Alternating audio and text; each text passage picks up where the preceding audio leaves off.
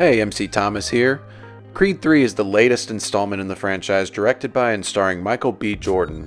As the title of my video says, this movie's themes and fight scenes were heavily influenced by anime, as Jordan is a big fan of shows like Naruto and the Dragonball series.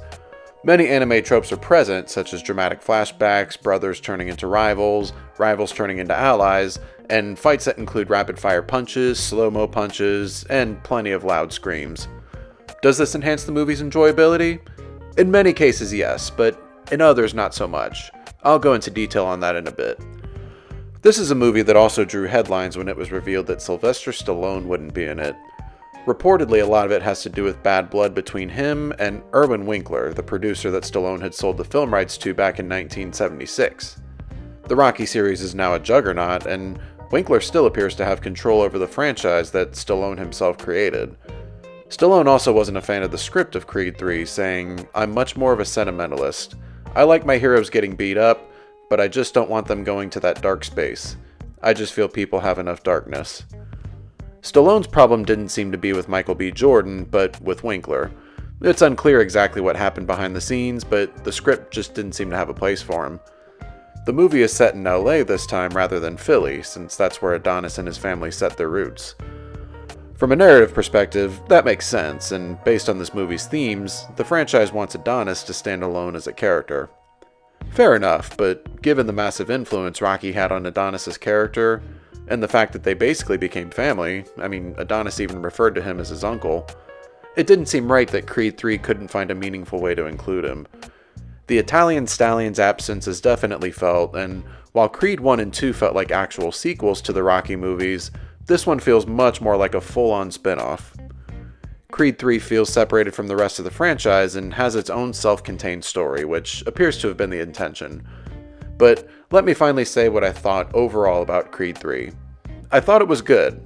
Not great, but I thought it was really good. Let me start with what I liked. Michael B. Jordan definitely has the talent and charisma to carry a film as an actor, and in his directorial debut, does pretty well. I like how everything in this film looks and feels bigger. The settings all seem vast, from Adonis' home in LA to Dodger Stadium, where the final showdown takes place. While I'm not a fan of some of his creative choices, mainly near the end, this is a solid debut film for him. Jonathan Majors, once again, plays a standout antagonist. Something about the way he carries himself on screen just draws you to him. Even though I already knew he would be an antagonist, Majors convinced me that his character Dame was a man who deserves sympathy and a fair shot at his dream. Dame also has that unhinged and unpredictable side to him, bringing tension to every scene that he's in. The history between Dame and Adonis is revealed gradually throughout the movie, and the way it tied into Adonis' inner turmoil and Dame's motivations were well executed. Tessa Thompson is likable as Adonis' wife Bianca, who does well at keeping his anger at bay, but still supporting him when he needs it. Much like what Adrian always did for Rocky, Bianca helps Adonis emotionally get back on the horse during his lowest point in the film. I also like that, even with Rocky's absence, this is a world that feels lived in. Characters casually bring up Rocky and Apollo as boxing legends, the same way we would Joe Frazier and Muhammad Ali in real life. Boxers from the first two films are referenced and brought up. Bianca's now a well-known musician with gold records. Adonis has his own career and legacy that he's worked hard to build. You can also see the pieces for some other spin-off ideas, which I have mixed feelings about, but I'll talk about those during the spoiler section. As for the fight scenes, I wouldn't expect any super realistic fights. It's a lot of wild swinging, grunting, yelling, and rapid-fire punches with Street Fighter-like sound effects. It does look and sound pretty cool, but there are times where it can undercut moments that are meant to be taken more seriously. Tonally, this film is far more over the top than the first Creed, which was pretty grounded. Then again, the same can be said for the Rocky series. The first two of those movies were grounded as well, with the third and fourth ones getting wilder, but still entertaining. Creed 3 has all of the rivalry, training montages, emotional performances, and epic fights that you'd hope for in this franchise. Michael B. Jordan clearly has a lot of passion for this character, which shows in both his acting and his directing. I also respect the fact that he trains really hard for this role, being in the best shape possible and really selling us on the fact that he can be a heavyweight champion. Now on to what I was mixed about. Like I mentioned earlier, Rocky's absence in this movie is felt. He played such a vital role in Adonis' life that it doesn't feel right that Rocky wasn't involved with what would be the most personal fight of his life. Rocky was like a member of the family in the first two, and was even named godfather to their daughter in the second movie. There's also a lot of plot points that seem to go nowhere. Bianca's music career took off, but she had to give up performing and stick with producing, since live performances aren't good for her hearing. It's an important topic for her that mostly gets forgotten about in the second half. Adonis and Bianca also have a daughter, Amara, who is deaf and mute. I love how they communicate with her in sign language, and that she's drawn to Adonis's fighting career. The young actress does a really good job. There's a short subplot where she gets bullied. She fights back, which Adonis supports and Bianca doesn't. This is another topic that isn't really addressed again, and it kind of goes nowhere. The pacing throughout this movie is also a bit inconsistent. The first act is a slow burn, giving us some background on Adonis and Dame, and showing us where Adonis is at this point in his life. We also get Dame's return from prison, and his uneasy return into Adonis's life. It builds up well to Dame's first fight, and I thought the pacing would pick up after this, but then the movie slows down again to dwell on Adonis's past, his feelings, and his inner turmoil. There's more slow conversation in this movie than I expected, but given that this one has the shortest runtime in the Creed franchise, I thought it would pick up a little sooner than it did. The pace only seems to pick up in the third act when Adonis and Dame announce and prepare for their climactic fight, but then the pace moves a little too quickly. The fight gets announced, they go into a quick training montage, and then the fight happens. I think Dame's fight with Felix at the beginning of the movie actually had more build-up than the final fight. The final fight itself is pretty epic, and you can definitely feel the emotions of these characters throughout. One artistic choice is made during this fight that tries to elevate the emotions even more, but it's honestly more distracting than anything else. Jordan and Majors bring enough emotion with their acting by itself that the visual metaphor presented wasn't really needed. Respect to Jordan for taking a risk and for trying something new, but it wasn't my favorite choice. Overall, Creed 3 isn't my favorite in the series, but it's very entertaining, and our two leads carry the story well. I wouldn't be surprised if we got more sequels, and I liked Creed 3 enough that I'd watch another one. Now, onto my spoiler section.